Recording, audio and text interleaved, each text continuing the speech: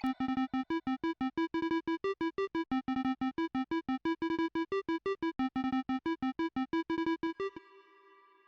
and welcome to Items on, the podcast where you get to follow your favorite players and personalities both on and off the sticks. My name is Ethiopium, and today's guest is KoDoRiN. How you doing today, homie? I'm doing good. How are you doing? I'm doing great. I get to interview another player, living the dream. Well, Uh what's been the best interview so far for you? oh, the best interview already. See, now you're interviewing me. I've enjoyed a lot of them, honestly. I think most of them have been really great. I just got done recording PPMD, and I thought that was really good. He knew how to like position his answers in a very podcast friendly way, so it was pretty easy to digest for the Well, for the he is people. the guy that's ran a weekly podcast before, so I'm sure Yeah, he has a lot. Also, I'm sure he's done so much interviews at this point. So yeah, yeah, it was pretty light work it for doesn't him. surprise me that he stands out. Yeah, but honestly, it's been really cool, like having a wide range of players and from different backgrounds. It's been really cool, just like getting to know them and getting to see how they've grown through the game. And I'm interested to see how you've grown through the game. Usually, how we start these interviews is we start on what you were doing before you found the melee community, and how did you get into the melee community. Okay.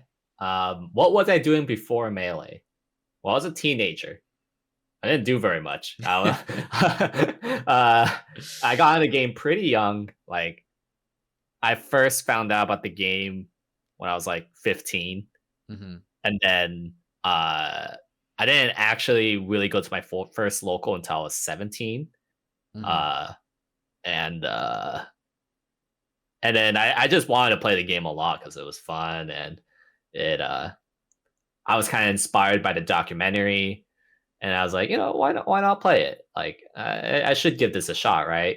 Hmm. Uh, and I didn't start off very good, mind you. Like I was just some kid that played melee and in San Diego, and then as I just got better and better, especially when I entered my college scene in UCI, I just started to get good enough where like this became a viable full time career opportunity for me, and been kind of living the high since then. Did you grow up playing video games at all? Were you more of a Yes. sports guy? Okay, so what type of video games were you playing growing up before you got into Melee? The games that I grew up with were, you know, very Nintendo related, obviously, Hmm. as well as some PC games. Grew up with like kind of like the Brood War scene, uh, and I actually played Melee when I was a little kid. So Hmm. if you want to call me a child prodigy, go ahead. Um, but yeah, not the kind of games that I played most often were like pretty often it was like platformers, puzzles, RPGs, rhythm based, action stuff. Um, so I guess like my background was like less about uh the kind of games I played, honestly, and more about like how much was I willing to just grind it out over and over and like try to learn like the next best strategies. Hmm. Um, because I think that was like the more important skill set, not really the type of games I was playing, but like because like I was a completionist kind of guy. Like I wanted to like complete absolutely everything a game had to offer because one, my parents didn't buy me very many games, so I was kind of stuck with it until like I got a new game. I Hmm. would get like a new game like runs roughly every 6 months. Yeah. That is like the rough average. So like I kind of just had to make do what I had, and that would mean that I would just complete everything. And like some of the games I had were like really hard. Like I don't know if you ever heard about Mega Man Zero. I Uh, heard of it. I've never played though. I heard it's hard. it, That's what I've heard. it's really hard, but like I would go out my way to kind of like try to 100% the game and Hmm. like try to get the best score as possible. And like I would like, do some research on like, oh, what's like the best strategy here? And like I would get owned all the time, obviously, but like, I just kind of kept coming back and like trying again and all that stuff. So Yeah, yeah, that's kind of like my backgrounds. that's interesting. So, how did you like transition from those type of games to like competitive Melee? I mean, did you, because you were talking about UCI tournaments, was that your foray into competitive tournaments, or did you No, find my the scene first through the other way? foray was in San Diego when I first got my driver's license in my senior year of high school. Okay. That's when because like I knew the scene existed when I was 15. Mm-hmm. That was like roughly when the Smash Doc came out, like a couple months before that. So I knew the scene existed, but I could never really compete in locals because like I just didn't really have reliable means of transportation back then. Uh, it wasn't until I first got my driver's license that I immediately booked it to like find San Diego locals near me. And then that was my first one. You know, the year 2017. And after that is like I would try to just go to as many locals as I could as like just throughout the year. I would lie to my parents that like I was like doing something like science Olympiad or something when really I was like at a last stock at a San Diego local. Because like they weren't huge fans of me gaming, so I feel yeah, I that. had to lie about that. um, uh, I have a so that question. so and then also like you would think that it would be games that kind of helped me get where I am when it's actually something else. Like actually, what kind of got me to believe in like being as good as I can be is actually one of my school classes, where actually what made me believe that I could do something as hard as melee was actually one of my high school classes where like I kind of slacked off for a majority of like growing up until I got to like my freshman year of high school. Hmm. And I wasn't actually doing very well. Like it was uh like that's kind of why I kind of got the reality check that like there's a huge like academic difficulty spike there, Hmm. and that resulted in me getting very very poor grades at the start. It wasn't until like I kind of got some mentors, some tutors to help me out with like this is how I'm supposed to do this and that.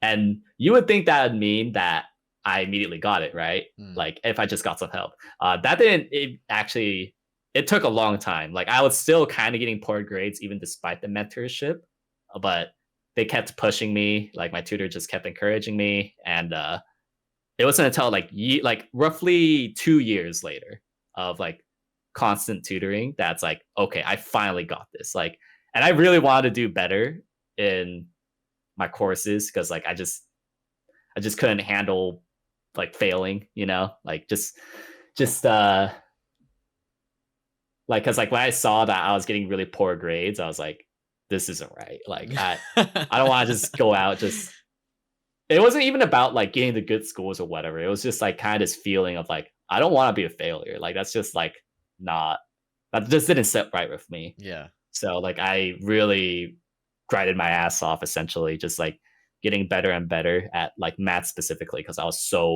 was like my worst subject by far. Hmm. And I got better after like years of hard work, and then to like go from having like an F to like an A plus, like that like reaffirmed to me that like, oh shit, like I thought this was legitimately impossible Mm. to like ever do well at some point in my life. And to see that I just turned it around after like, you know, a year or two of hard work, it was like that was eye opening for me. And Hmm. like there's so many moments in my melee career where I like thought that this is impossible. Like I just cannot overcome this player. And then to Hmm. kind of just turn it around sometime later, like that's like kind of like the high that like I constantly keep searching out for, Like that's kind of why how I kind of got really good. Yeah, I feel that. It's interesting you said that because like what you mentioned, you just said I didn't want to feel like a failure. That's why like I pushed myself to get to this certain level. Do you feel that in melee? I mean, a lot of people they when they at least join the scene, it's more like a hobby. It's more like a community type deal to get to know people. Did you feel like when you started out and you weren't bossing like you are now? Were you like, yo, this doesn't sit right with me as well? Oh yeah, absolutely. Really? That was definitely my attitude when I was like an O2er. Okay. That like I had to like prove to myself that I could do a lot better here and there, and Hmm. like yeah, that was precisely my attitude. Which like looking back, I definitely should have definitely wouldn't have hurt for me to be a little bit more social because like as an awkward 17-year-old, like that's all I cared about was just like being a lot better at the game. Hmm. I do think that was a mistake to kind of just tunnel in too much on that, but yes, that was precisely my attitude. Wow, I like that though. I like that because I can see the fire in that a little bit too. I mean, where does that fire, is that intrinsic? That feeling of no, I need to prove to myself that I can do this, or I need to grind harder.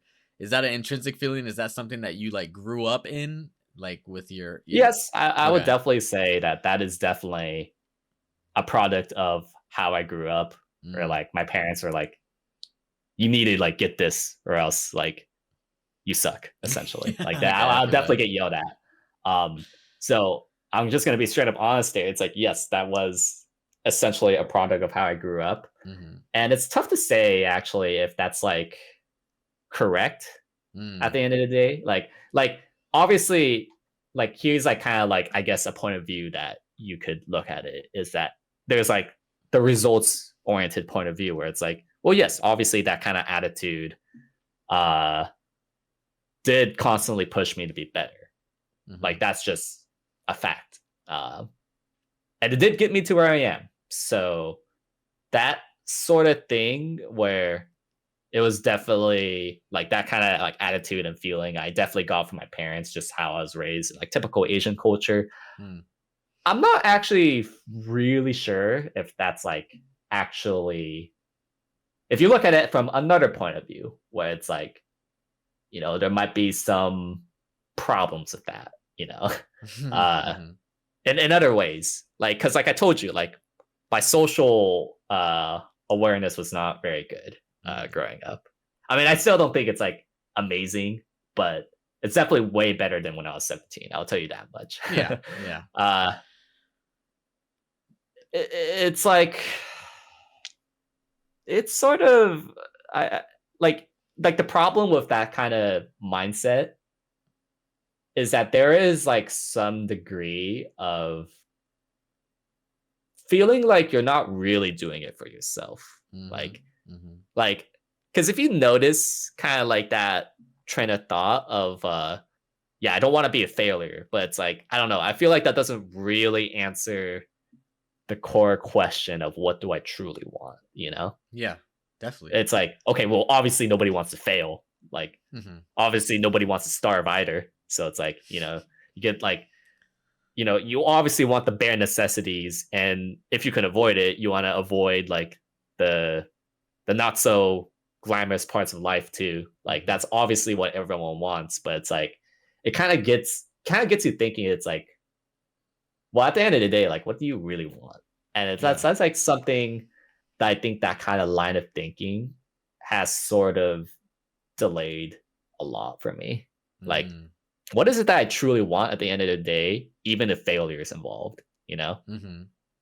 Because, Well, like, that's something, because, like, right now I'm 24. yeah, Like, okay. this is like, since that line of thinking when I was like in high school, when I was like 13 or 14, and it's been almost 10 years later, it's like, was that line of thinking necessarily correct? Well, it's like obviously it's not like all me. Like again, I'm saying that like this is definitely from the product of how I was raised, but it's like I can't actually tell you for sure if that's like uh the correct way of thinking in life. Mm, I feel that. So I want to ask you a question. We've been talking about like we don't want to be a failure. How do you define success then?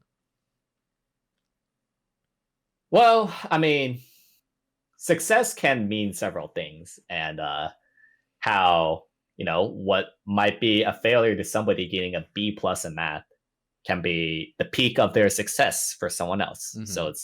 that's very subjective, and you know with the subjectivity of success, that also means there's subjectivity of failure, right? Hmm. Um, so I think it's kind of tough to answer from the surface, at least.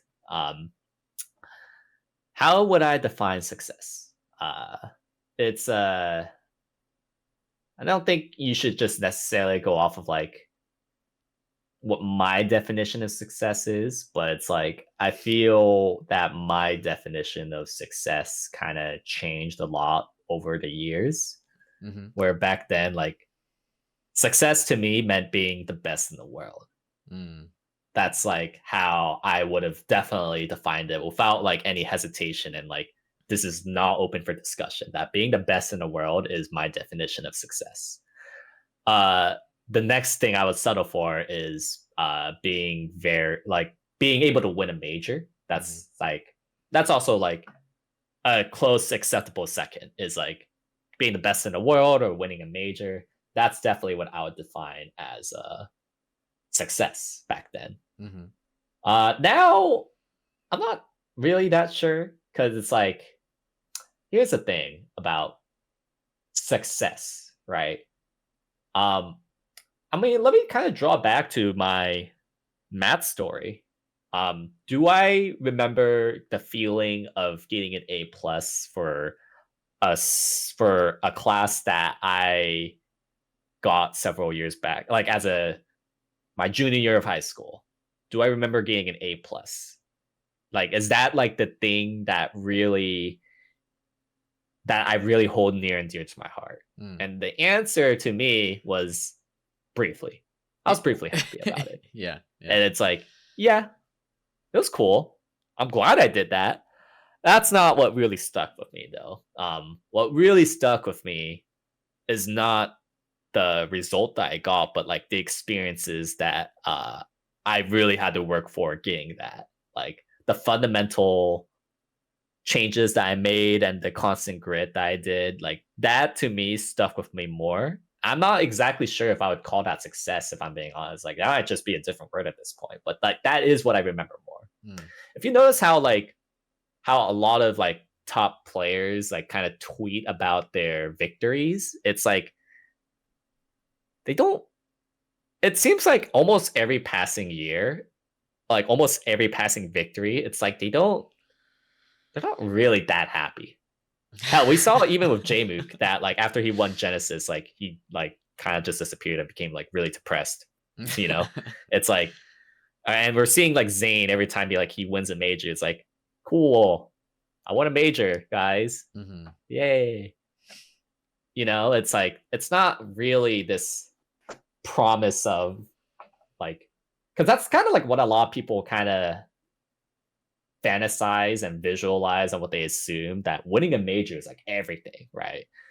Winning, being the best is like the best feeling in the world, right? And it's like, I don't know. At the end of the day, that stuff is kind of temporary. Like it Mm-hmm. does obviously feel good, but it's like for the amount of work that goes towards that, it's like, well, it's like cool, you know? Mm-hmm. Like I guess like another analogy that I could give that maybe more people would relate to is like, you know, having a very high paying job is very would be great, right? Mm-hmm. But like here's a thought experiment. Like what if that high paying job was literally just sitting in a chair for 8 hours, but like and like you're not allowed to like interact with anybody, you don't have your phone, you don't have any means of entertainment. Your job while getting paid 6 figures is literally sitting in a chair for 8 hours straight. And that's it. Like if you do anything else, you get fired. Yeah. And it's like, yeah, it's great that like you get that. Like it's great that you have all these benefits and like you're definitely gonna reap the rewards of being 6 figures and you'll definitely be happy about that. But it's like, I don't know, would you really feel fulfilled after that? Mm-hmm. So it's like that's kind of like almost like the equivalent of winning a major. It's like kind of like similar to like the point I'm ultimately trying to make, that it's not really about what you get at the end of the day. It's not about if you win or not. It's about like, you know, what did you do during all this time to get there? Mm-hmm. Like, because that's what I would say is what I guess that's to answer your question about how would I define success is how I would define success is how I got there rather than like getting the placement itself. Mm-hmm. It's like what did I do before all this, and like how did I go through all this journey, and like to what degree did the journey matter to me? Because while I bring up all my examples, like there's more than one way to get first. Hmm. Um, it's not all of them are equally hard. Not all of them is like necessarily honest. Like, you could be happy about getting A+ in a math course, but it's what if you cheated the entire time? It's Yeah, like yeah, that's yeah. not like what if you just bracket luck your way to first in a Hmm. major Hmm. without like defeating the hardest opponent pool as possible? Like, are you really gonna feel that happy about it? It's almost like because like I'll tell you that whenever I win stuff that involved major bracket luck, I'm almost I don't know, the victory kind of feels hollow where it's like, yeah, like it wasn't my fault that like I didn't face them, but it's like, Hmm. but I also didn't really do anything, you know. Yeah. Uh, it's like uh, so it's like I guess that's like how I ultimately define success is um like how I felt about how I feel about the process getting there. Mm. So I have a question on that, which is, in a medium like Melee where you're going to have variance in competition, like you just said, you might have bracket luck or bracket unluck. No matter how you prepare, you might run into someone that, might not be a great matchup for you or maybe a better matchup for you. Um, how are you able to still derive, the important things about that process that is important to you that you said like that you define success as through a medium like Melee where you do have a lot of competitive variability? Can you rephrase the question?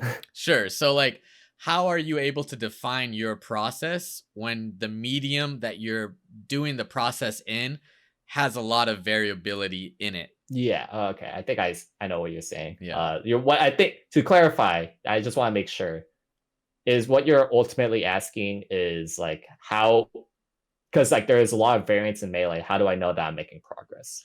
Is I think what you're Sure, trying to yeah, say. and like how yeah, exactly. I guess so. Yeah. Like I like how it is defined How as are you success. yeah, how are you separating that process from, the results that you can get? You might get first at a tournament like you just said. You might get eighth at or seventh at a tournament depending on bracket luck, right? So, Hmm. how do you define that process? Um, it mostly involves being very honest about yourself, Mhm. about like how well did I prepare? Because it's actually pretty hard to not be prepared in melee, especially if like brackets are out pretty far in advance. Like you can't blame it on like matchup inexperience. Like that's your fault if like you can't like find practice through net play that like a lot of people are very willing to play nowadays. For even a matchup that you don't have a lot of experience in. Um, and it's like I find that personally, melee is really like I know it's a little bit of a cliche saying, but it's really more mental than anything else. Mhm. And I thought that was a kind of a cliche saying too when I first heard it. It's like I think I first heard Mango say that melee is like 90% mental. I was like, no way. It's like it's gotta be like how what you know about the game. But like as I got better and better, I'm starting to better understand that saying because a lot of how you get better at like a lot of what determines that you win in melee is like how present you are, how clean your overall tech skill are. And that really a lot of it really does depend on how well you take care of your body and your mental and because like you could be bad at some matchups, but it's like you're not when you are at enough skill level, you're not losing because of matchups at this point, Mm. frankly. Like if you're like top 10 level like me, like at this point, matchup inexperience isn't the main reason why you're losing, Mhm. unless for like very extreme cases. But I'm at the level where it's like it's not because I just don't know about X, Y, and Z. It's mostly because of like how present I am. Like if I'm like tunneling here and there. Um, so it's like, if it is all knowledge at the end of the day, that's on me. Like I Mhm. should have been ready for that knowledge uh rather than like anything else. But I'm just kind of past at that point, Mhm. right? So it's like the better you are at a field, the more you could kind of feel just how much process that you really put in. Like that's kind of how I know at this point that it's really like that variance that you're talking about. It most likely had to do more with how I prepared Mm. than anything else. Okay. And only I know that. Like only I truly know how well I prepared for a given day. Hmm. Um, and for me, it's like when you kind of get so tunneled in about like how well that you're supposed to be doing, like, oh man, like I really want to get first at this tournament, right?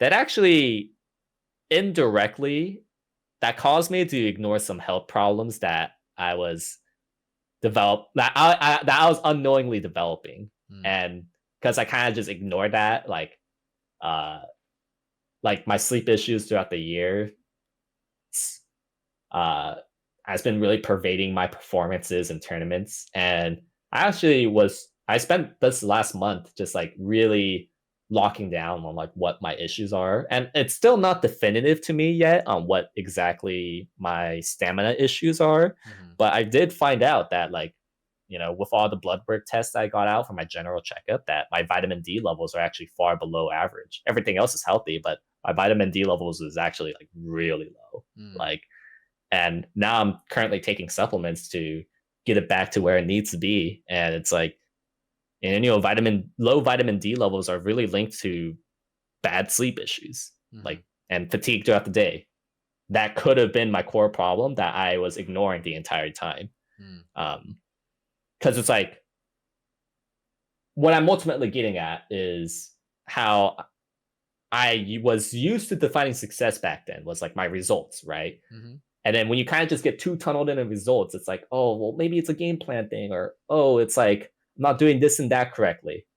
Where it's like I didn't take a step back to assess, like, well, how's like my body feeling? Like, how am I taking care of myself? Like, I'm like I have enough skill. Like, I'm smart enough to know that like this is what I need to do in XYZ matchup, but I just can't perform that for some reason. Hmm. Um, and because I kind of ignored that for so long, like that, to me, like this year was a failure, not because of my results. If anything, my results are actually pretty similar to last year, which I would have considered that somewhat of a success. I think this year for me was a failure because like I didn't really properly take assess my situation enough where I could be doing the best I was doing. And the Hmm. core reason why I was not doing the best of my what I was doing was because of like, some deficiencies out of my body that I should have addressed way sooner. Hmm. Hmm. Right. So um it's like in terms of all that variability, it's like it doesn't matter almost if I get like first or seventh. Like, because I could have gone like first the entire year. Hmm. That would have been great. But I did feel like shit the entire time. Like I did feel like I had insane stamina issues throughout the year. Yeah. Uh and it's like that didn't that because like, you know, just going back to once again my math example, like I think I would have not looked back on it so fondly if I spent every day just cramming before the test. Hmm. Um and if all it took for me to really ace my math test was just cramming the night before, that's just not a special memory to me. But what Hmm. made it special was just how far in advance and like just how much I legitimately tried to understand the topic was uh through other was like by actually earnestly preparing to giving it my all. Hmm. Uh and then with like melee, um on one hand you could say that like I just didn't know I had these health issues, but on the other hand it's like the reason why I consider it a failure is because like I kind of just got too obsessed with like my results. Like I wasn't really zooming out far enough, and it's like why am I not doing so well? Like I just don't get it. uh Hmm. and it's like, oh man, if I just like checked up on how I was doing in the beginning of the year rather than like right now, I think Hmm. so much of this year would have been so different for me. Really? Yeah. Because like I just felt like the quality of my process this year was like pretty bad. Are you excited for next year then, being able to, come in with a more of that macro approach? Uh yeah, definitely. Like the times that I feel that I'm doing my best, honestly, is like when I just completely like don't care about like what my bracket really looks like, what like, oh, this is like how I will get third place just being this and that player that I'm Yeah. very comfortable against. I'm probably losing this. It's like when I let go of all like the expectations I have and really focus on my process, like that's when I find I do my best. Mm. Because like when I look at brackets and I start to calculate like my realistic probabilities of winning, that's probably when I get the most amount of anxiety and like a lot of not very productive things Mm. versus like just focusing on how I could be the best version of myself, um, prepare as well as possible, do absolutely all I can to do well in the event, and we'll see what happens. You know, Yeah. because like I could go 0-2, but if I really okay, that's obviously not going to happen. I'm never going to go Yeah, 0-2, I but hope not. Yeah. but it's like Something might be uh, wrong if you're going 0-2, homie. but it's like I just know that if I prepare like as well as I possibly could be, it's like everything will be fine. Like Mm. and like whatever however I lose, then it's like I just gotta adjust next time because like there's also that level of like unrealistic expectation that I would say gamers in particular are pretty bad with, where Mm. like, oh, I changed this one thing, how come I'm not seeing an immediate result? It's like, Mhm. no, those are like, if there's anything that my match journey taught me is that it will take a long time for results to follow. But so as long as I'm like trying and like I could see trends in the right direction, it's like then I have faith. Like that to me is success is like just seeing trends in the right direction. Mm. Um and that I did all I can to improve. It's like that's a success to me. It's just seeing the upward trends of like yeah, it's like it's gonna be I want people to like not just myself well obviously myself is like the most important indicator, but like I want it to be so obvious that when people see it, it's like, oh, it's just going to be a matter of time before KoDoRiN wins, Mm. Yeah. uh I understand that. because I feel like that's kind of like the feeling of this year is like people saw me, it's like I don't think KoDoRiN's going to win anything, and like I would agree with them, Mm. but based off of like how I prepared that year. But the hope here is that next year, I'm just going to be making these gradual changes where people see that and they're like, yeah, like he's going to do really well. Like let me give you an example. Like Mhm. what do you think of Ossify's trend this year? It's Well, like, hey, I'm a Michigan boy, so it's sky high, right? right, but it's Yeah, like, yeah. why are you saying that? Like he hasn't actually won anything. He hasn't Mhm. actually made any top 20 upsets as far as I'm concerned. Mhm. So it's like, why are you guys saying that? Mhm. His attitude. Yeah, it's like the little things that like, okay, he hasn't had that external success of results that like he's not going to be ranked top 20 this year, obviously. But Mhm. it's like people are going as far as saying that he'll be top 10. And Mhm. it's for a reason. It's like it's more than just results. It's about like how do you see their attitude? How do you see their work ethic? Like how do you see that they're doing all they can to win? Like that's why people are so high on like the Ossify stock, and Mhm. like partially why I've lost some of my own stock. They And the like, Marth stocks trade off, yeah. yeah, so it's like, that's like, that's what really success is at the end of the day. It's like, you just gotta look at the trends and like see what's promising. And like, if it's not promising, how am I going to change that? Like, how am I going to zoom out enough to see like, oh, this is like what's wrong? Mm. That's really interesting. I love that answer. I really do. I wanna switch it up a little bit. We were talking about how you got in, and we got to the point where we're talking about UCI tournaments, if I'm not Hmm. mistaken. Yes. I want to ask you, how did those tournaments and that scene, which you were very influential in, um, help you grow not only as a melee player but as a person? Because those college years are very formative. I mean, my club in the University of Montana, like helping out in my Smash club was like super important to me growing not only as a player but as a person. And I'm interested to hear your thoughts on that. Yeah, I mean, obviously it did everything for me as a player. Mm. Like what I was so blessed with in the UCI melee scene is that I had an esports arena and there was always a melee setup. Like it was basically my Slippy rollback before rollback came out because there's always at least one guy playing Mm. in the arena for free, by the way. That's I think awesome. we should have paid, but like should have charged us, and I would have paid hundreds of thousands of dollars. But Yeah. no, I just got it for free, so That was nice. Thank Yeah. you, UCI. Um, and of course, a very stacked local scene. Like there's multiple top 100 players, like just duking it out in the UCI weekly. Like Face Roll, Squid, Hmm. other old names that people might not recognize anymore, like CDK, Legend, Luigi legend. Kid. Yeah. Plenty of those old names that were legends in the UCI days. Hmm. Kira, Santi. Yeah, yeah. There's Santi definitely a was lot of people that UCI. have no idea who those guys are. I didn't know Santi was UCI. He A was. legend. Yeah, yeah, Um, but yeah, stab. Uh, yeah. so obviously it did wonders for me as a player. Like that's just a given. Mm. Especially like it just like allowed me to grind as much as I wanted, and it's no brainer that like I would of course improve from that product. I guess the more interesting question is how did I grow as a person? And let me tell you how.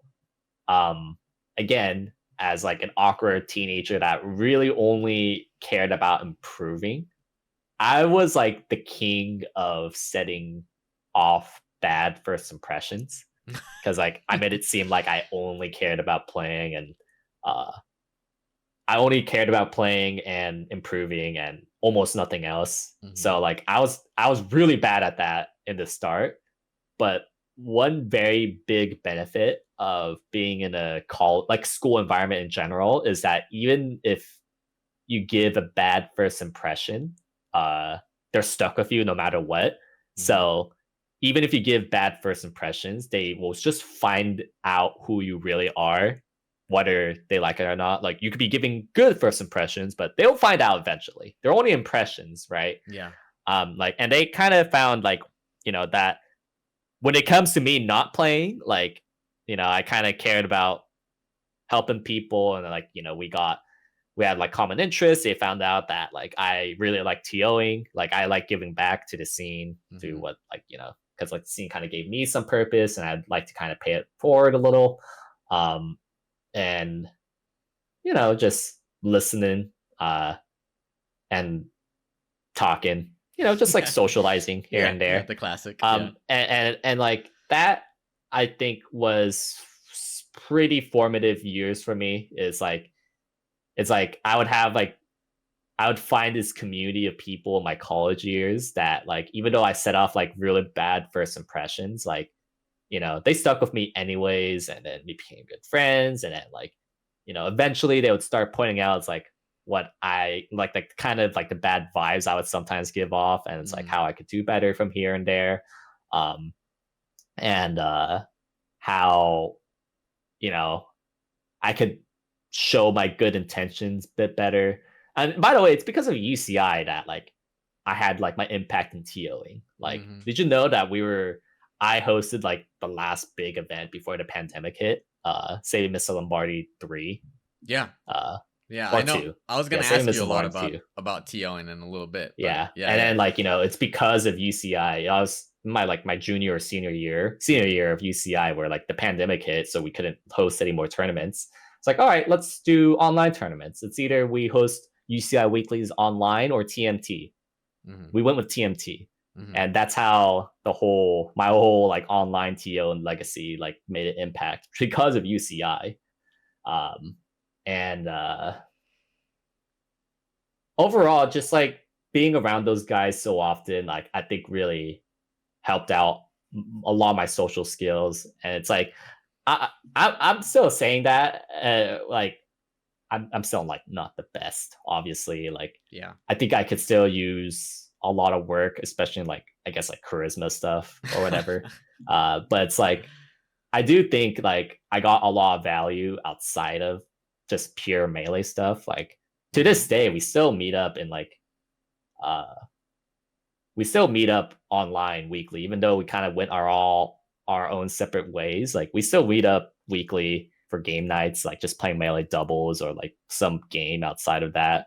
Mm. Because like one of the biggest things that I think I learned from UCI is actually one of the biggest problems that young men are dealing with more and more as each passing year. The pandemic didn't help, but it's like just crippling loneliness, frankly. Yeah. where like more and more men every year are so lonely. Like they don't have any friends or real friends, that is. And the thing that I think I have to be very grateful for the Smash community is like the fact that this game gives us an excuse to meet up and to hang out and to chill. Mm-hmm. And like, you know, without those guys, like I would definitely be a lot lonelier, you know? Mm-hmm. Uh and I'm grateful to have that because I know so many other people that, you know, just acquaintances and like some other people that just only have like one friend, frankly. Yeah. Uh and like having those guys where like it taught me like the value of like, because again with like my mindset, like the reason why I'm not so sure if like the whole failure mindset I used to have is not necessarily correct is that it did costed me a lot socially. Like I didn't exactly leave behind because like I said, the benefit of school academic settings that you're going to see them again whether or not you like it. Mm. In the real world, they don't have to stick around. Like impressions do matter a lot. Yeah. And I would say like when I first went to locals in San Diego, like again, I was the king of giving bad first impressions. And it doesn't help that like I'm usually not the guy that initiates. So like I mean to this day, I still have that problem. Like I'm not really the guy that initiates, um but it's like so like I didn't really make too many lasting relationships in San Diego specifically. Mm-hmm. Like I do have some. Like don't get me wrong, I still have like a good amount, but not as much as UCI because in UCI you're in the school setting you're forced to meet them like all the time.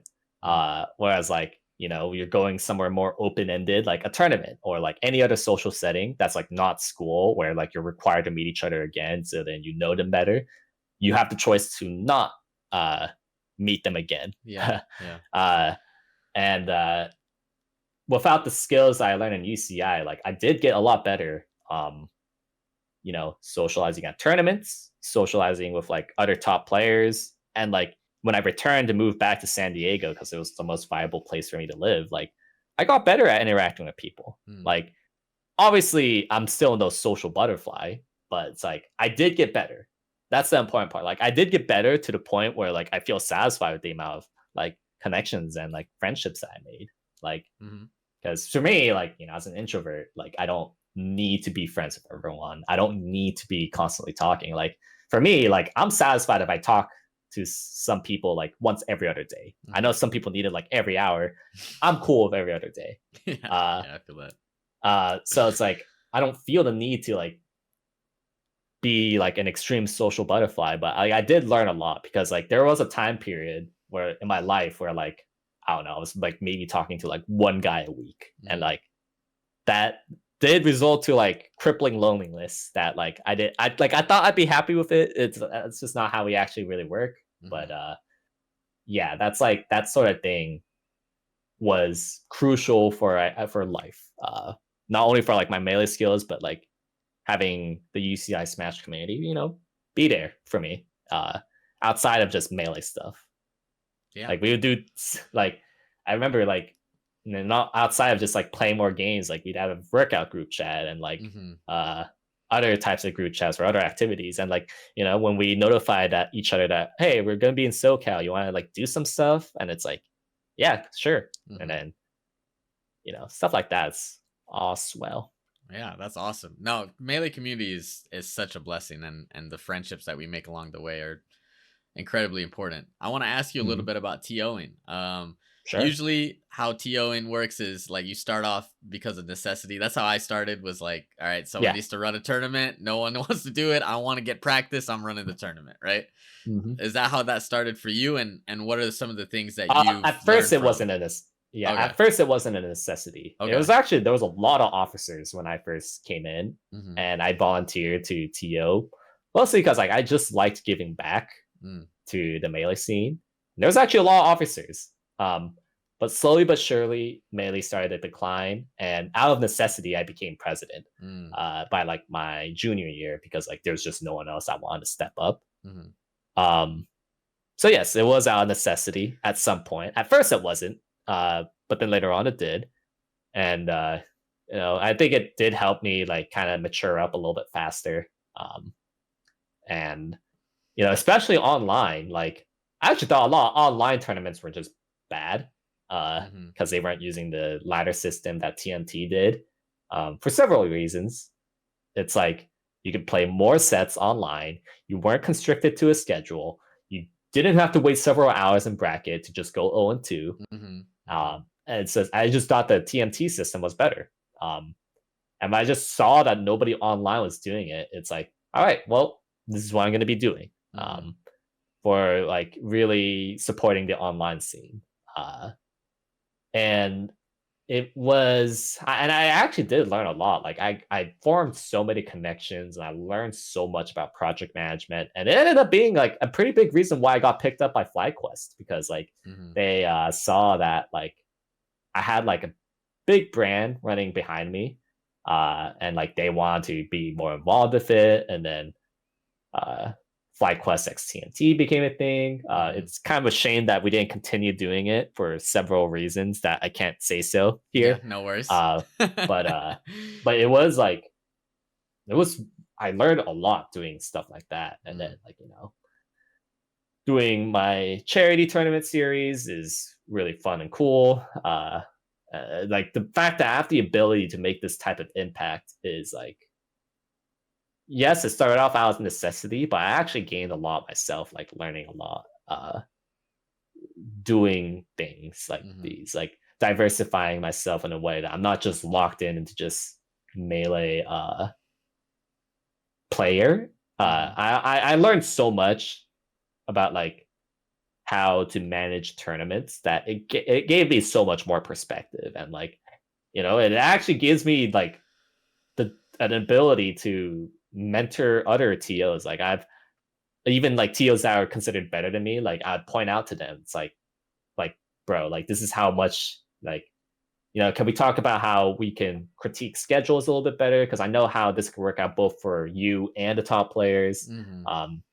And like it's like somebody worse than me, but not that much worse than me, can like can point out like, why did I do this and that? And it's like, oh, well, you're right. And it's like it's cool that I could do that as well. And if I really wanted to, at some point, like I can host a tournament too, and it would be Mm-hmm. fine. Mm-hmm. Like, uh, arguably better than a lot of other people's. So, uh, I'm interested in what you say. You said you dropped a little piece of game right there that I think a lot of people are need to learn, especially like in the top levels who want to get sponsorship, which is one of the things that interested FlyQuest about you wasn't just your playing, but was the stuff that yeah. you're doing outside of playing. Do you think that that's like an important trait to have, like being more well-rounded in the community in order to get sponsorship at the higher levels?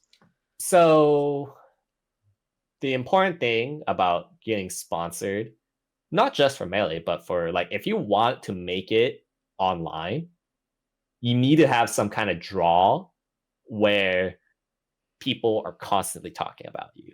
Mm-hmm. Like there needs to be metrics of, oh, like you're just gonna get talked about a lot. Mm-hmm. Like, you know, why are Mango and HBox our top two content creators in Smash or in Melee? I should say Melee, not Smash. Mm-hmm. Our top two content creators. Like, why are they the top? And it's like you just look at their metrics, and it's like, well, it's a no-brainer. Like their stream, their YouTube, their legacy, their performances, like they are. That's why they made it. And then if you kind of really go down the list, like after that, it's like Zane and Cody. Yeah, they're better at melee than Mango and HBox, but is that enough to overcome how often they're talked about? Mm. Right. And like you look at, like, for instance, you compare their stream numbers, and it's like it's not even a fucking Yeah. contest. Like, Yeah. am I allowed to swear, by the way? Yeah, of course. You can say whatever. No worries. So it's like it's not even close to like which one is just more popular, Mm-hmm. just by raw metrics. Like, so it's like you could, in theory, get by with just being good at the game.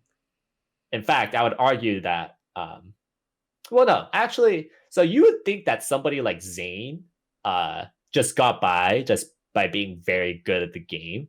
It's not like his content is actually that special. In fact, he actually really doesn't do that much content. Mm-hmm. But actually, what makes him special was actually not his gameplay, but the connections that he made outside of Melee. Mm. Like he knew a lot of people that would help him, like, kind of propel his career forward. most notably lately, it's just by being friends with Ludwig. I'm pretty sure that it's not because of his content game or even the fact that he's number one in Melee is why he's sponsored. He's sponsored by Lud because they're friends. Uh, last I checked, like I'm pretty sure that's why. That's like the more likely reason why he's like. I don't actually know if I'm being honest. I could be totally wrong. Yeah, I feel you. But like it's not a secret that Zane and Ludwig were friends way before. Like there's a connection there. After them blew up, really. Mm-hmm. So it's like, whereas like you look at Cody on the other hand, where she's just trying to make it by being a top player. Very little content outside of that. Like he only streams, no YouTube, no TikTok, no shorts. That's it.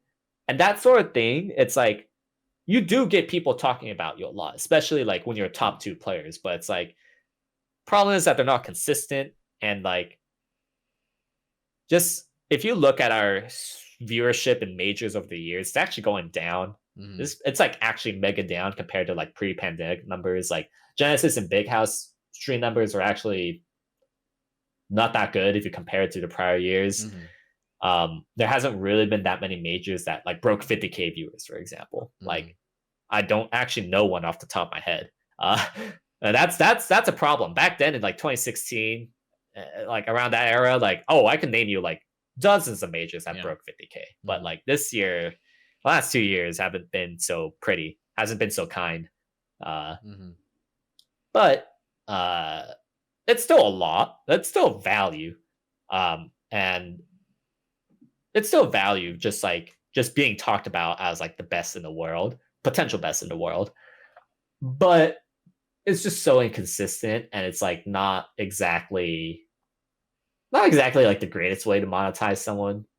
It's like it becomes more and more palatable when there's storylines. That's why Mango and HBox can get away with it, because like they have like 10 years of like over a decade of legacy behind them, whereas like Zane and Cody is like just only a couple of years.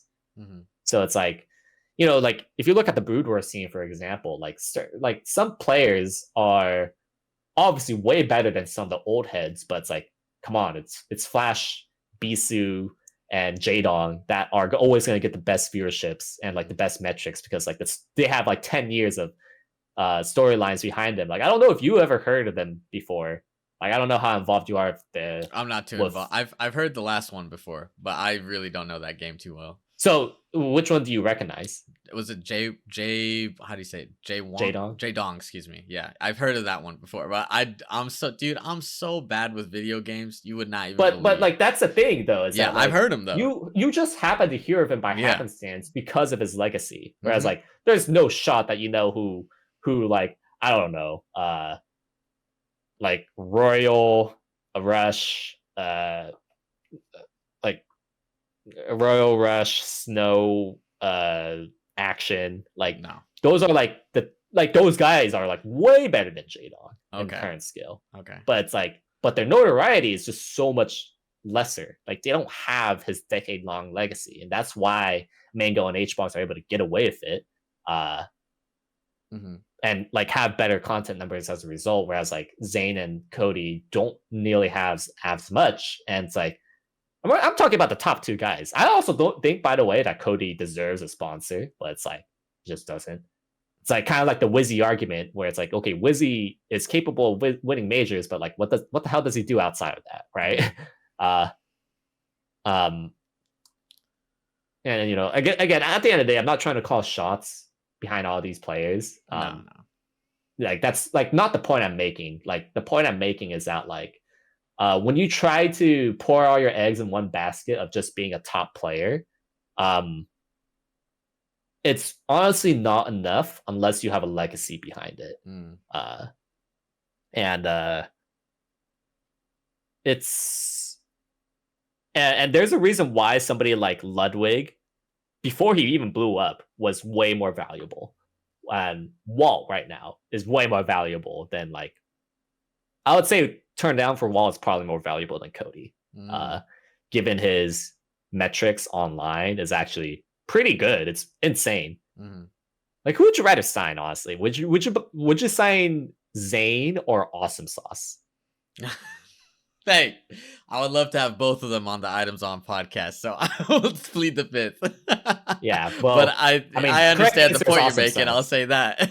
Yeah, the correct answer, by the way, is awesome sauce in the point of view of a sponsor because he For gets sure. For money millions of wise. views, Yeah. Money millions. wise, metrics wise, it's not Yeah, close. It is not close. yeah, I agree. yeah, and it's like, and at the end of the day, those guys are actually still capable of landing decent sponsorship deals. It's just that Cody wants better offers. Hmm. Um, at least offers that just aren't like bad. Yeah.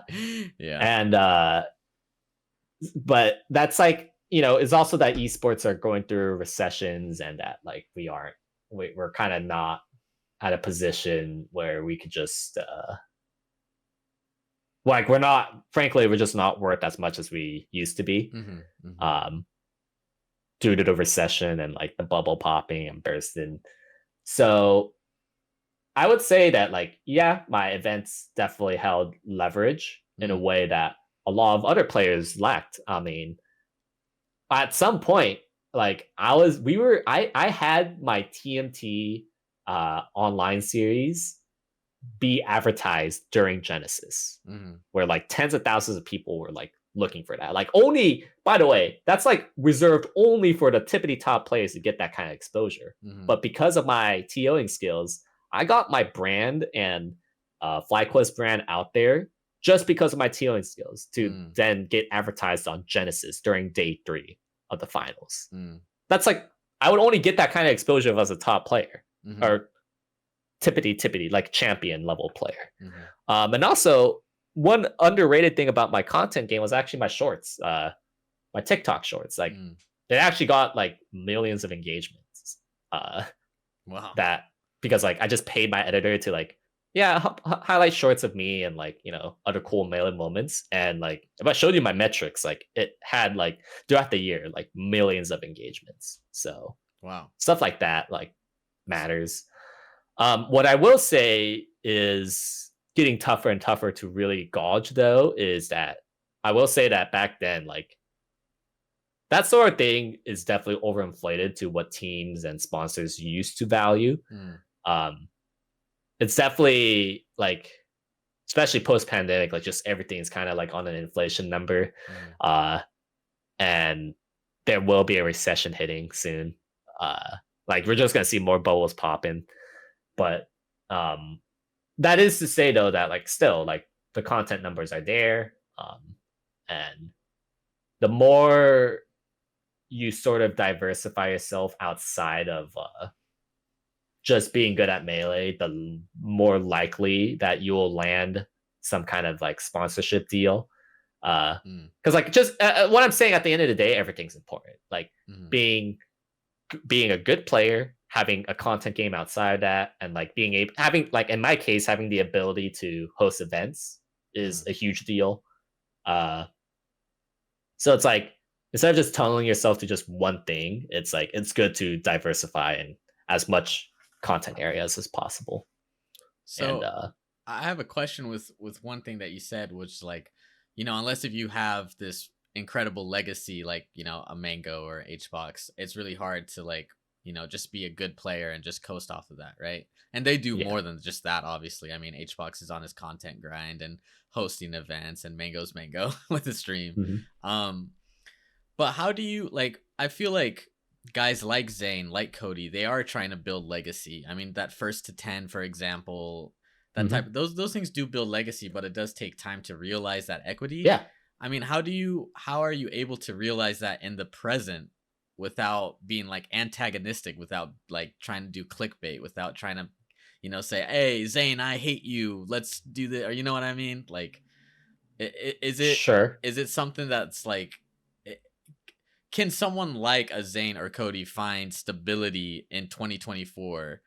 Well, Zane's doing fine. Okay. But like a I'll just player say of that much. that, Zane but is not doing doing, fine. you know what I mean? Like Yeah. a top player who may not have the content side. Is it like feasible in 2024 with all these bubbles popping, or do they have to Uh, try to cash in later on with their legacy? well, it's like so. I think what you're saying is like, is it possible? Like, yeah, obviously they're trying to build their legacies, but while they're trying to build their legacy, is it possible for them to sustain themselves in terms of Exactly, exactly. like building their brand, Mm-hmm. essentially, right? Mm-hmm. Uh, yes, but they need to work hard at it. Okay. Like the reason why Mango and HBox are talked about a lot is because they had like freaking 5 documentaries about them. Mm-hmm. Let's be honest here. Like I know about Mango and HBox because of the Smash documentary, Mm-hmm. and they had another documentary about the metagame documentary, Mm-hmm. and HBox had the Empoleon documentary that had like 10 million views. Mm-hmm. Like that's why like they're talked about a lot.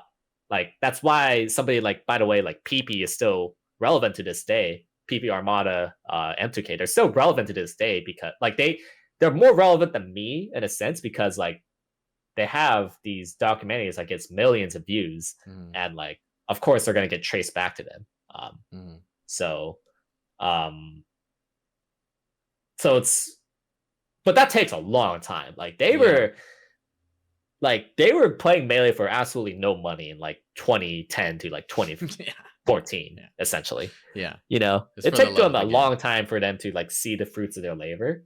And Zayn has the benefit of already kind of being the best during the pandemic years. So Mm-hmm. like he already has some kind of following in that regard. Plus he's in Mogul Moves. He's gonna be doing content with Lud. Like his one content in Lud got like 200,000 views, Mm-hmm. 300,000 views. I forgot, but I think Zayn's gonna be fine. Mm-hmm. Uh, like Zayn's already fine with his content grind. I hear he finally, the reason why he couldn't do content was because of his demonetization issues, wrongfully, and now that got lifted. I'm sure he has plans. Mm-hmm. I'm sure. Yeah. So I have confidence in Zayn. Cody is the one that I'm not sure about his situation because Mm-hmm. you know I'm sure if he was in a more stable position in life, he would, but because he always has something tragic happening to him every 2 months. Mm-hmm. It's kind of hard for him to do so because, like, the thing of content is like you do have to do it at a loss a lot of times. At least at first, you need to do it at a loss. Like the reason why he streams is because he has people donating to him, and like that's his main source of income. Mm-hmm. You can't do that with content a lot of the times until you hit a critical mass. Mm-hmm. It's like if you're hitting the critical mass, like Awesome Sauce is getting, it's like, yeah, even Walt, yeah, Walt's numbers is like that's also like a critical mass. So we're like, oh yeah, you could do this full time. Mm-hmm. But if you're kind of getting less in those numbers, it's a lot harder. And it's like, it's funny enough, like you said, like how Zayn and Cody are trying to build their legacies. It's like they can't cash it in immediately. Mm-hmm. Same thing with content too. And like the best thing you could do is just still try to keep it up, like you can't. There is a lot. It's like sort of like a meme in the esports era where it's like, oh, there's venture capitalists making investments here and there all the time, hoping to see returns. Yeah. And so there's definitely some kind of investments where it's like, yeah, you're just gonna see nothing of that. But content is one of those areas, especially in YouTube, where you will like that is like an investment worth making. Even if you're not going to see something immediate, and like, it just has to be good content at the end of the day, right? Mm-hmm. Yeah, no, I totally understand that. Shout out to Cody, by the way. He just moved to Michigan, and he's been nothing but nice in the Discord, chatting with everyone. So I'm sure now that he's hopefully once he gets everything stable, he'll be on that grinding. But I wanna ask you one thing, and it's maybe a little bit on left field, but do you feel like resentment that Melee players have to put in that extra, whether it be content, whether it be TO, and they have to do a little bit more than like other players? I mean, some CS2 guy can get signed for so much money. You've never heard of him, plays his game, doesn't make any videos or anything, dips out. You know what I mean? Does it? Yeah. Do you feel a little bit like what the Melee hell? doesn't have that privilege of doing that anymore? Mm-hmm. Does it? There was a point where you could do that, but that period just passed now. I mean, if there is one resentment I've always had, it's obviously Nintendo. Yeah. And not just for being a full-time Melee player, just for everything else, frankly. Just like how much they've stunted our scene. So it's like, yeah, I'm like resentful towards Nintendo, but am I resentful towards like other communities? No, like, yeah, it's not their fault. Of course. Of course. I mean, it's like I wish you could, but at the same time, it's like, eh. I mean, frankly, until you said it, I wasn't really thinking about that at all. So it's like, eh. Yeah.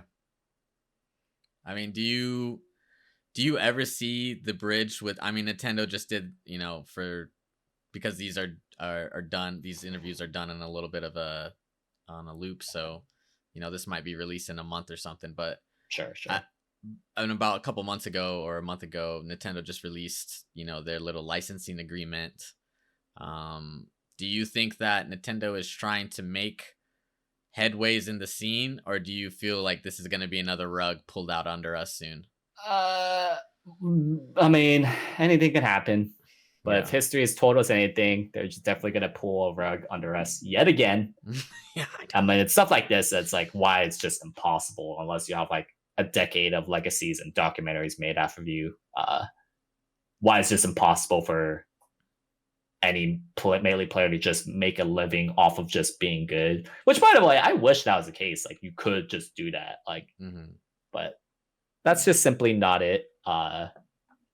And yeah, no, I don't. Even if Nintendo does make their way in, I just can't see it being a good thing for us. yeah. So would you like, I mean, as a TO, are you worried about, I mean, for example, you're doing these charity events now, online net play using Slippy. I mean, does it worry you that maybe Nintendo's gonna come and be like, oh, you didn't sign no license, da da da da Uh, da? yeah. And so what, I mean, what could you do about that? There's nothing you can really do, right? Is it I just gonna be mean, an I'm existential not, my dread? leverage is that like I'm not really that big. Like Yeah. I'm not like HBox big or like Genesis big. Like the reason why Nintendo took down Big House Online is because like Big House was pretty big and like they already had like a partnered agreement with Nintendo.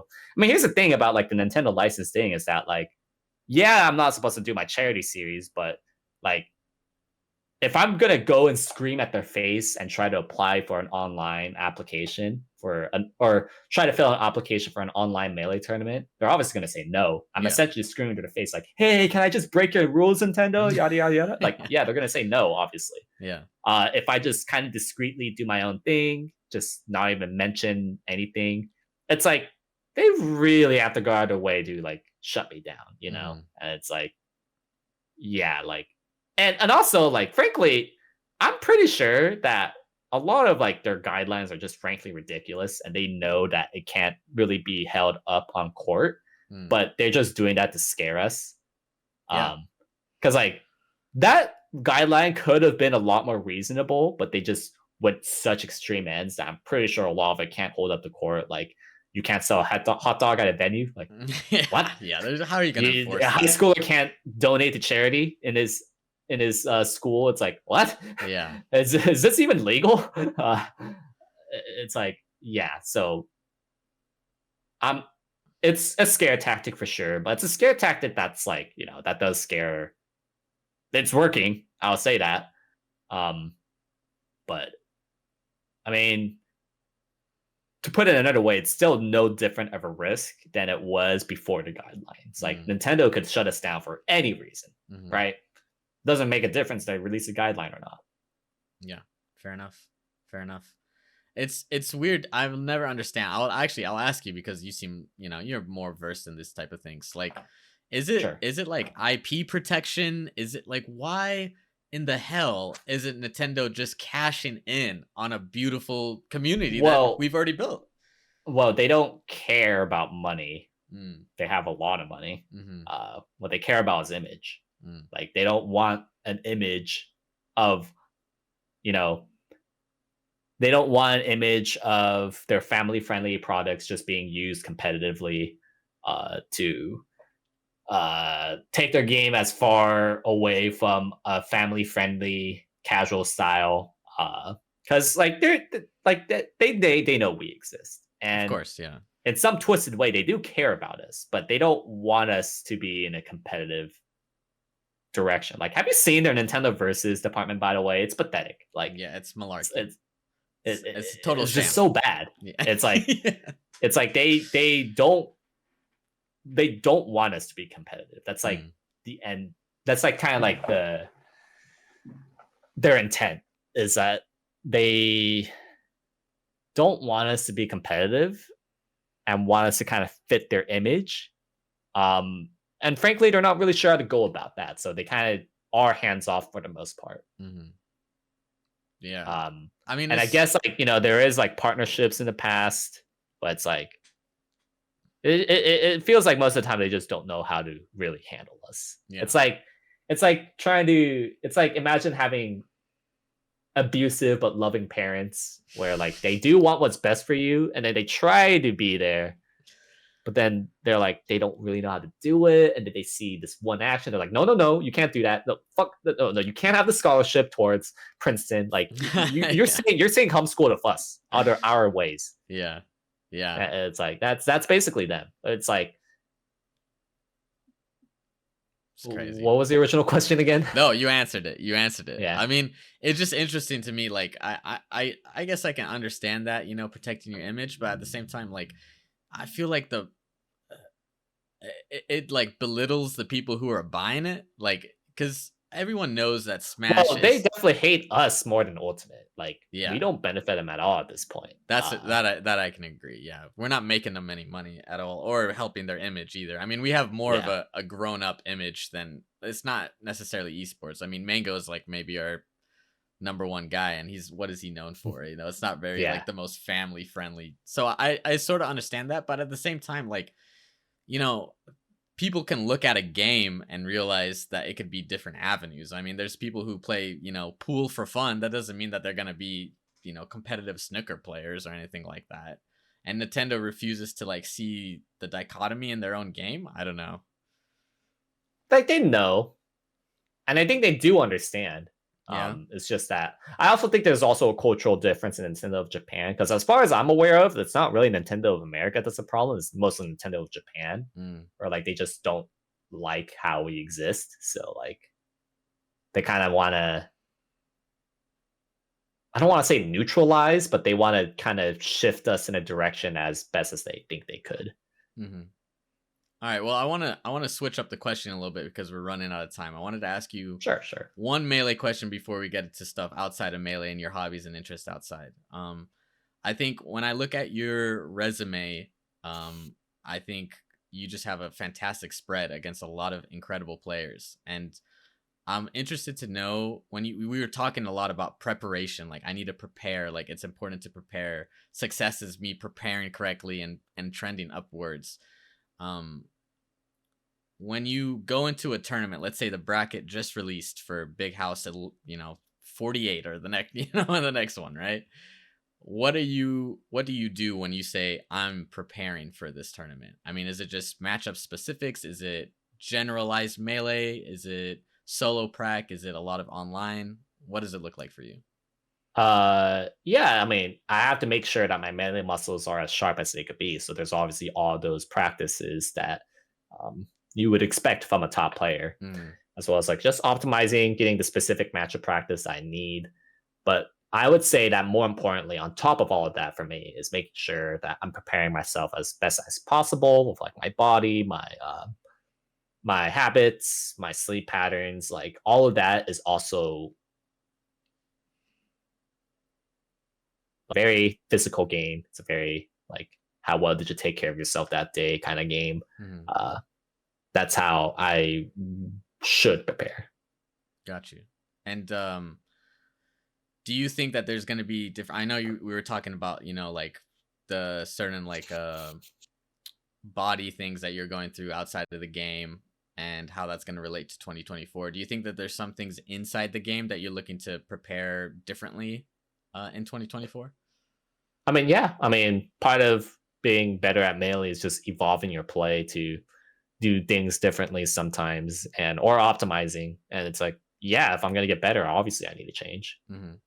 And any specifics? Do you have like anything that, I mean, I don't know how Mm, closely guarded it is to your heart. Some people don't like to talk about that I type mean, of stuff. it's not about how guarded I am for my information, and more about how much do people really care. Well, I care. I don't care what they think. Hey, if those people, whoever's listening, they could turn it off whenever. I'm doing this for Sure. me, I so. mean, definitely the biggest thing I've been thinking about lately is like how I can get better value off of my approaches in the Spaceys matchup, particularly Spox. Like Mhm.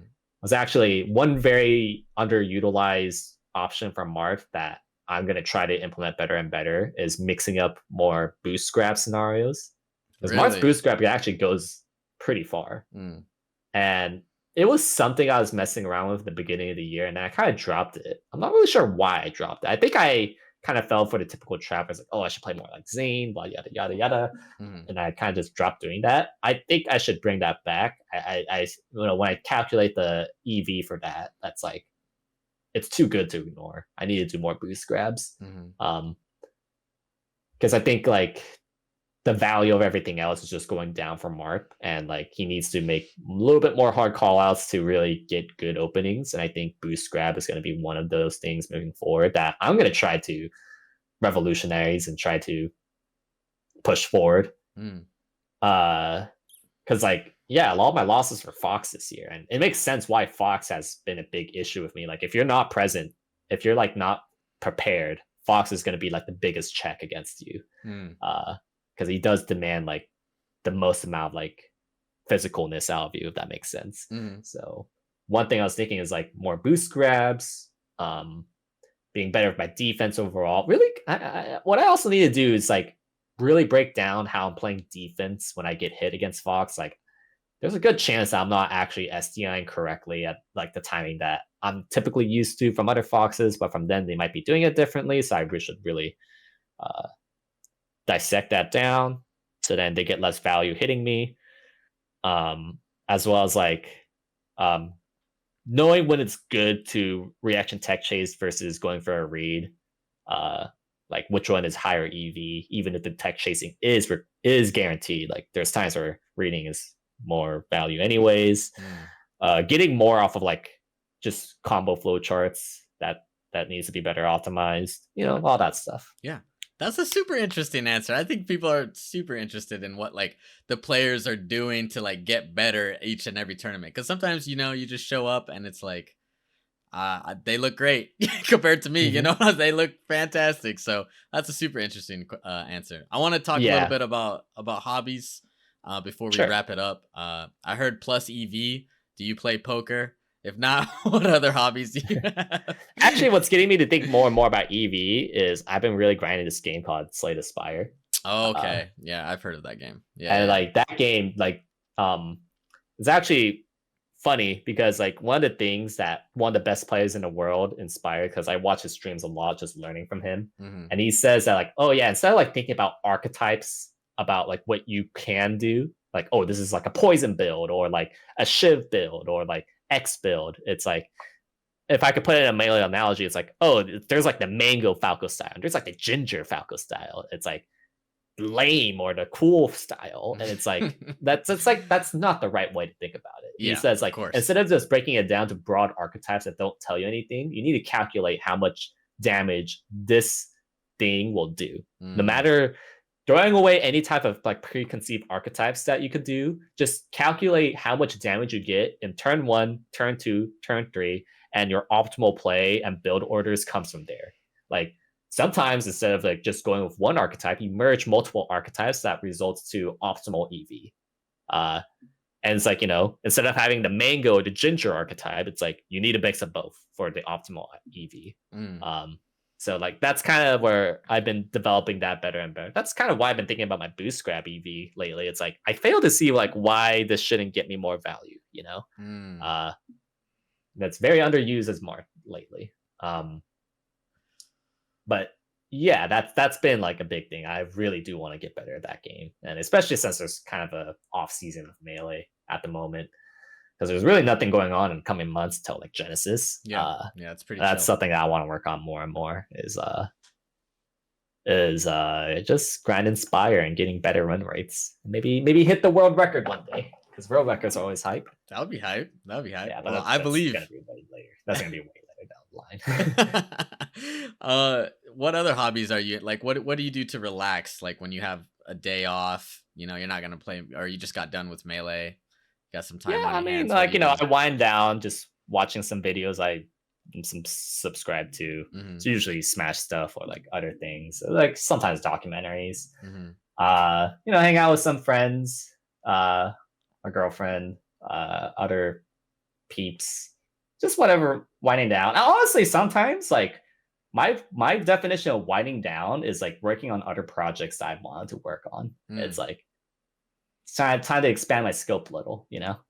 Yeah, that's interesting. Do you have like any musical interests? Do you play music? Are you I making used to music? play music. I grew up playing the cello, but Really? no, I do not. Yeah. When did you stop? Did you stop like I in high stopped after school? high school. Yeah, Yeah. that's usually how it goes. Yeah. What type of music do you listen to? I don't listen to music. Really? You just don't listen to music? That's the first time No. I've heard that out of that question. But you played music. FlyQuest released a tweet of like, oh, these top players listen to this is their Spotify Wrapped, and then they got to me and they just showed blank. So, what made you want to play music? Or Oh, did I you? didn't choose to play Okay, music. My never parents mind. I did. got you. No, I definitely got you then. I definitely got you. Do you have any interest in ever doing, like a music or art, or like do you do drawing? Do you do any other type of I art? do editing. Okay. I've done plenty of editing work, and I actually intend to do some more later on. But no. I respect that. I respect that. I like to me. I guess editing is like art. Do you follow any? You're talking about Slay the Spire. Do you follow any other games competitively? Brood War, Yeah. definitely. I still follow Brood War to this day, but I have no intentions of picking it up though. Yeah. Seems way too hard. Way too hard, huh? I've never. It looks crazy. I've never played It's the it. one game that I think is harder than Melee. Really? You think Starcraft's easier than Melee? I heard like people say Starcraft 2 is like really hard. No, I said Brood War is harder than Oh, Melee. sorry. Yeah, what was the one that I was thinking? Is it Dota? Am I thinking of Dota? Dota 2 or something like that? See, I told you I don't know video games, man. But I would go on. I'll probably say that Melee's harder. You think so? All right, respect. Yeah. Oh, one last question I was actually interested in when the new game came out, because I know like a lot of dot kids when the new game came out, Ultimate, there's like a little bit of a rift. You know what I mean? Like just like when Melee and Brawl came out, for example, some people went the Brawl route and some people kept Melee. Did you ever try out Ultimate? Okay. I wanted to try out Ultimate, and the moment I moved around the menu selection, I felt something was very off. Just the delay? The delay was so bad. Yeah. And then I played the game. I was very disappointed by how bad it felt. I like watching the game, at least when it's like not Steve Game & Watch Sonic, but like the current Ultimate meta doesn't look very fun to watch. I will say one of the most impressive comebacks I've ever seen in watching Smash is MKLeo versus Tweak at EVO 2019. Like that is legitimately Game 4 Leo, like one of the greatest comebacks I've ever seen. But aside from that, no, it was hate in first sight playing Ultimate. I feel that. That was sort of how it went for me. I was like, man, this is not it for me. I'm gonna go back to wave dashing. If it didn't have input delay, I think I would actually enjoy it. But really? No, it just had to feel like shit. Why? So okay, you play video games more than I do. Like, why are new games coming out with a lot of input? Is there a reason for that, or is it just like fuck you guys? I'm sure there's a reason for it. To us, it looks like fuck you guys. Yeah. I guess it's just how they chose to build our hardware. I mean, I think they could. I just don't think that's where their priorities are. Again, like Nintendo's trying to appeal to that broad market. You know, there's probably some processing power that's like, well, there's less processing power. There's more input delays, so might as well save a couple cash and like optimize the Switch that way. That's what I would think. So like there's probably like trade-offs that they think is worth it with more input delay. And to us it sucks. Suck to suck. Well, on that positive note, I'd like to wrap it up. We ran out of time. Super interesting interview. If you have any shout outs, whether it be your socials or the team, anything you want to shout out, go ahead. You can do it. Sign up for my coaching on my Patreon. Yeah. Patreon.com/KoDoRiN. Other than that, I have no other shout outs. Perfect. Well, with that, thank you so much for coming on. I really appreciate it. This has been Items On. I'm Ethiopium. Our guest today was KoDoRiN, and I hope you enjoyed listening. Yeah, hope you enjoyed it.